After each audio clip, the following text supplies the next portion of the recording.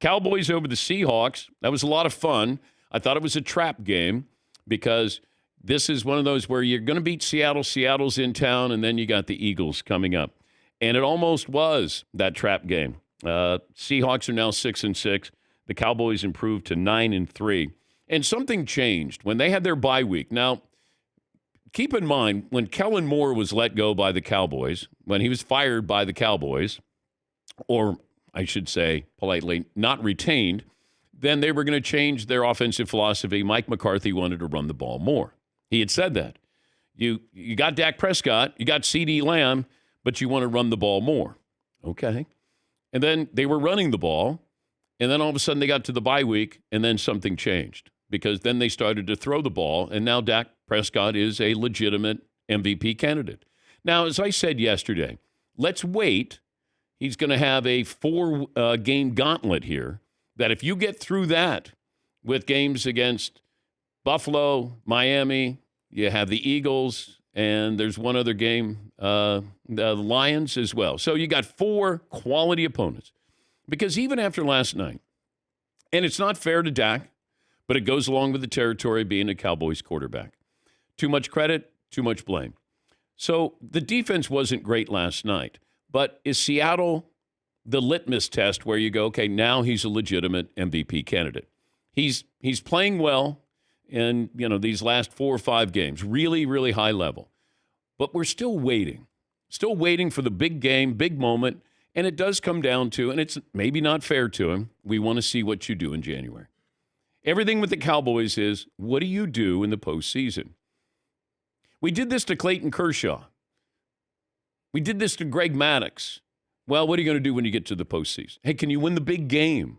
Well, this is what we're waiting for. We're waiting for them to win the big game. John Elway got to the Super Bowl, didn't win, and finally won a couple of Super Bowls. We wait for these players. We wait for these teams. We wait for these moments. And watching last night, he was playing well. But every time I see him playing well, I go, yeah, but. Cowboys playing well, yeah, but. They lead the league. They lead all sports in, yeah, but. But they set a standard back in the early 90s that they're still trying to live up to. They're America's team. They should be better. But I don't know if we have answers to, are they an elite team? And is Dak a true MVP? I don't know. And maybe it's not fair, but you got to have a hot take now, and it's got to be in the moment now, and you got to have that, this is my definitive opinion. I don't know. Do I think they're a really good team and a Super Bowl caliber team? Yes, I do. I think they have that talent. But the defense, though, is what concerned me last night. They're just a hard team to go, okay, I'm going all in on you. Because they're going to break your heart. Look at what they've done the last 2 postseasons. The defense, remember they were talking about this as an elite defense. Oh, we're talking about the Ravens of 2000. And I'm like, okay, they're a top 5 defense. And then all of a sudden, they didn't act like a top 5 defense. Now, once again, it's a Thursday night game. By the way, the penalties last night, what a buzzkill. I mean, it got to the point where you're just going, just stop. Like the end of the second quarter, going into halftime, that felt like it took an hour. And you're just going, 10 penalties for the Seahawks, 9 for the Cowboys, 19 penalties for 257 yards. It is proof, though, that you can call a penalty on every single play in the NFL. That's what it was. But you shouldn't. And I just kept going, man, just survive this game. Just get through it. Because and I'm talking about both teams and me as a viewer. Just like, oh, my God. They're ruining this game. Yes, Eden. 7 of those penalties, by the way, came at the end of the first half. Seattle's trying to punch the ball. They scored like 3 touchdowns in a row. How many of them were called? 2 of them were called back. I know. That's 6 consecutive games that Dak has thrown at least 2 touchdown passes. And, so that's impressive right there. But they're a different team now. They're a passing team. And while I want to give credit to Mike McCarthy wanted to run the ball. Now they're passing the ball. And now you go into this stretch where we're going to find out exactly how good they are. If they end up 3-1, 4-0, now the rest of the NFC has a problem on their hands. Dallas will be maybe the team to beat. Now, we've already seen when they play San Francisco has their number. I thought they were going to beat the Eagles in Philadelphia prior to that game, and they should have beaten them. But that's the label on the Cowboys. Man, they should have. Why didn't they? But it's going to come down to January. That'll be it. That's all we want to know. Can you answer questions in January? Because right now, they're answering the questions. But I don't know if it feels like they're a true Super Bowl contender and Dak is a true MVP candidate. And while it's not fair, it's just old habits die hard. Seton, what's the poll question? By the way, here's Dak Prescott on his late game drives to win this game.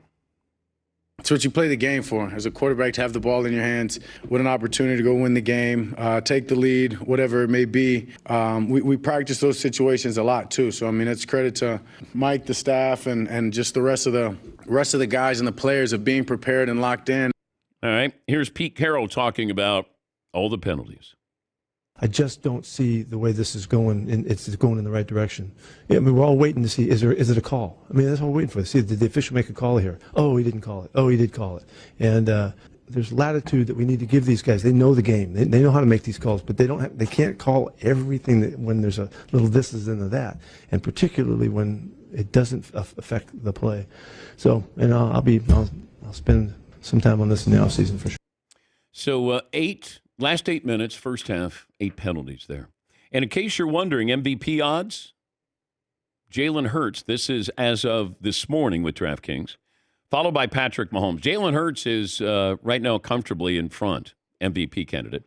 Patrick Mahomes, Lamar Jackson, then it's Dak Prescott, and then it's Tua Tagovailoa. I know it's week to week. We like to do this. It's fun to talk about, but it still feels like although Philadelphia being an underdog, if Philly beats San Francisco and Jalen Hurts plays really well, he might put this out of reach here.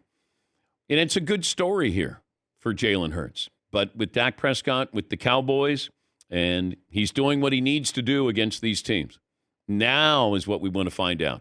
Now is what we want to find out with Dallas. I don't need late game drives that Dak Prescott's talking about because you're Dallas at home. And you are a big favorite. But I am going to give them the benefit of the doubt. It was sort of that trap game, and it's a Thursday night game as well. All right. What do we have there, Seton O'Connor? Well, Dan, we could start with the officiating.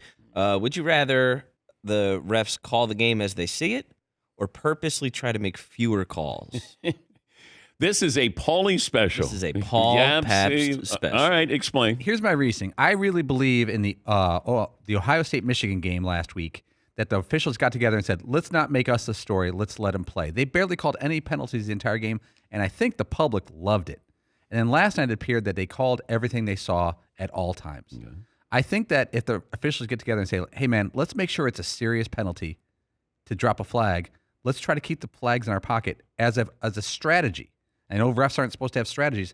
I think the public is going to love it. You're going to have a few missed calls, but I think the consumer will love it. But see, this is where we go back and forth on this. We want the call. We have the technology to get the call right. We do. Do we want to get every call right?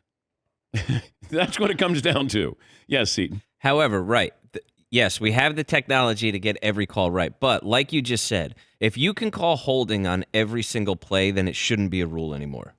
So let's get rid of holding? Or it has to be so egregious that it's like, all right, now you're really holding the guy. But if you can call it on every single play, then it shouldn't be a rule in the game. Yes, Paulie. You know how you guys get Hulu or Netflix and you order it, and when you go watch a movie, every 25 minutes there's a 90-second commercial. But you could pay for Hulu Plus or Netflix Plus, and it's commercial free. That's the difference. That's what the experience is like with a football game where they call lots of penalties. Oh, so they're now going to charge us for penalty-free games. I'll pay $5 a weekend to have fewer penalties. First in. I've definitely paid to rent movies that are free on Hulu because I'm not doing these commercials. Yeah. 100%. Yeah. It was just a tough watch. It's a standalone game, so you're going to get more credit. You're going to get more credit and criticism. It's just too many calls. And I don't know if they were bad calls. It just felt like there were too many calls. It was a great game. It was in between all of the penalties. It was a fantastic game. Yes, it was. Yes, Tom. Not only does it ruin the fan experience because it's choppy and it takes too long and they keep reviewing everything, but you're almost waiting for a penalty on every play. It ruins the excitement of the moment. Your team does something well, and you're just waiting for that late holding call or pass interference or something. Yeah, Paulie. How about no more penalties on kick returns? Let's remove it. Let's start there. Well, we don't have kick returns. Right, but anytime there is a kick return or a punt return, you always look back and say, well, there's got to be a flag if we got the guy downfield. Let's remove it and just let him play on kick return. How about offensive and defensive linemen have to wear mittens? Mittens is good. Yeah. Then Now you can't hold. yeah. And you can't catch the ball anyway. Yeah. So Yeah. So you wear mittens. Yes, Marvin. That means Micah Parsons is going to have 87 sacks. Okay. Although Seattle didn't block him on the last play. That was their strategy. We're like, we're going to let him run free. Smart.